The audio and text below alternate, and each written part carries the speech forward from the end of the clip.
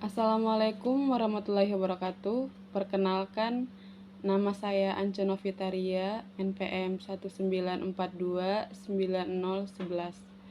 dari Fakultas Sains dan Teknologi, Prodi Teknik Informatika, ujian tengah semester, mata kuliah Etika Profesi dengan dosen pengampu Bapak Son Haji SAG MM. Langsung ke materi. Untuk yang pertama, pengertian etika dan macamnya. Menurut Kamus Besar Bahasa Indonesia, etika adalah ilmu tentang apa yang baik atau buruk, mengenai hak dan kewajiban moral, kumpulan asas atau nilai yang berhubungan dengan akhlak dan nilai benar atau salah yang dianut dalam masyarakat. Sedangkan secara etimologi, etika berasal dari bahasa Yunani ethos, artinya karakter, watak, kesusilaan, dan adat kebiasaan. Nah, untuk macamnya ada 3, yaitu etika deskriptif, etika normatif, mata etika atau meta. Untuk yang kedua, pengertian profesi dan syarat.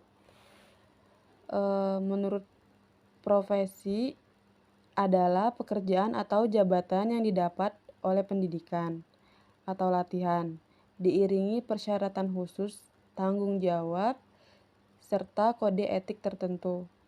Untuk syaratnya, membutuhkan persiapan profesional, mempelajari suatu bidang khusus, melibatkan kegiatan intelektual, mementingkan pelayanan masyarakat, memiliki organisasi sesuai bidang dan menjanjikan karir yang permanen. Untuk yang ketiga, sanksi pelanggaran kode etik adalah sanksi ringan berupa teguran tertulis, sanksi sedang paling lama 6 bulan, sanksi berat berupa pemberhentian dengan hormat atau tidak dengan hormat dari jabatan hakim. Nah, untuk tujuan kode etik profesi itu yaitu tata cara atau aturan yang menjadi standar kegiatan anggota suatu profesi. Untuk fungsi kode etik profesi adalah mencegah munculnya masalah dan konflik, mencegah campur tangan dari pihak eksternal yang merugikan, dan bentuk kontrol sosial terhadap para pekerja. Untuk yang keempat, sejarah kode etika di bidang komputer adalah diawali oleh Profesor Norbert Wiener yang mengembangkan suatu meriam anti pesawat dan mampu menembak jatuh pesawat tempur.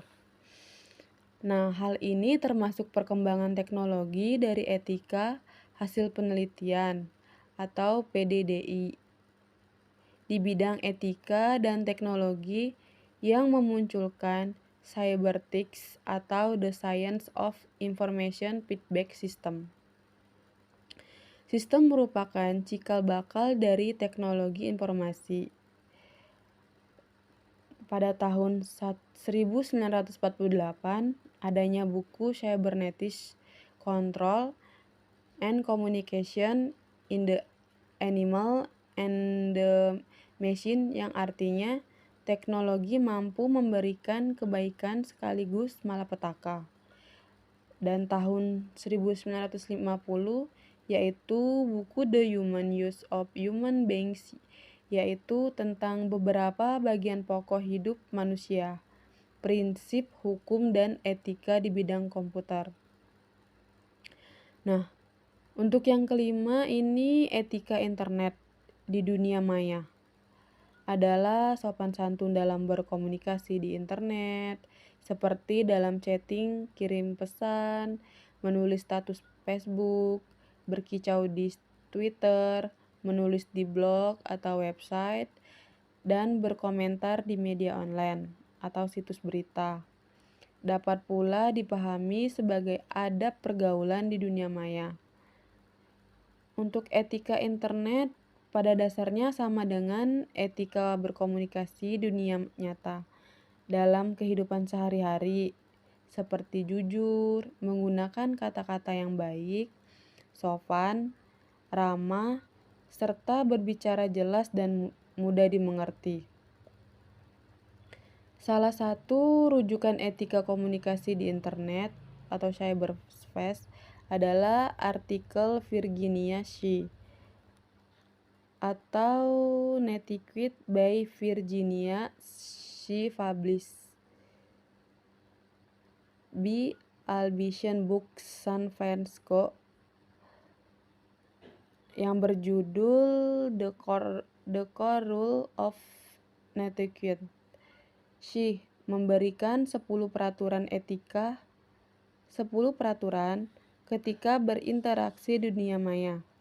Intinya sama dengan etika berkomunikasi dalam dunia nyata, seperti jangan menyakiti, jangan menyinggung perasaan, berbicara efektif, jangan sungkan minta maaf jika keliru, dan sebagainya.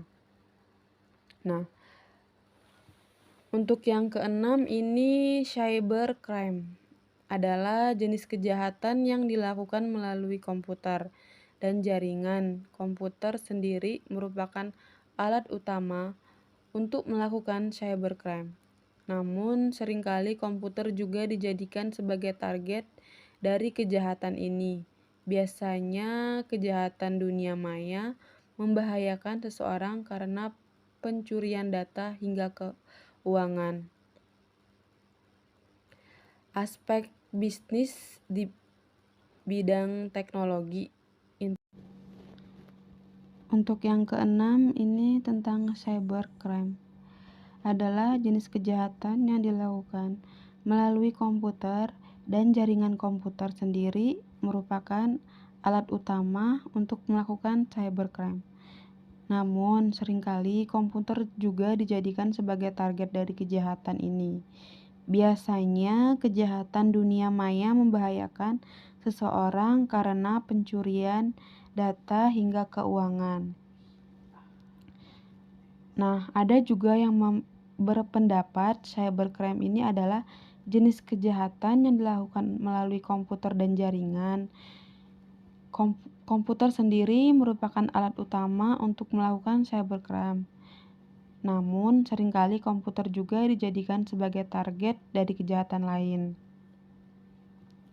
Nah, ada banyak sekali masalah privasi yang terjadi akibat cybercrime ini. Biasanya, informasi pribadi yang bersifat rahasia yang didapatkan melalui cybercrime ini sering kali disebarluaskan ke publik atau bahkan dijual kepada pihak yang menginginkannya. Namun, secara internasional, baik aktor, pemerintah maupun non-pemerintah sudah banyak yang terlibat dalam kejahatan dunia maya, seperti spionase, pencurian keuangan, dan kejahatan lintas batas lainnya. Bahkan beberapa negara sudah banyak yang terlibat dalam rentetan cybercrime atau yang biasa disebut cyber warfare. Untuk yang ketujuh, aspek bisnis di bidang teknologi informasi. Nah, merupakan suatu industri yang berkembang dengan begitu pesatnya pada tahun-tahun terakhir ini. Akan terus berlangsung untuk tahun-tahun mendatang. Perkembangan bisnis dalam bidang TI ini membutuhkan formalisasi yang lebih baik dan tepat mengenai aspek bisnis di bidang teknologi informasi. Pada aspek bisnis di bidang teknologi informasi terdapat beberapa komponen, yaitu prosedur pendirian usaha. Nah, teknologi informasi tidak hanya terbatas pada teknologi komputer, tetapi merupakan semua perangkat atau peralatan yang dapat membantu seseorang yang bekerja dan segala hal yang berhubungan dengan suatu proses, dan juga berhubungan bagaimana suatu informasi itu dapat sampai ke pihak yang membutuhkan, baik berupa data, suara, ataupun video. Jadi bisnis di bidang teknologi ini mendirikan suatu badan usaha atau bisnis khususnya di bidang IT.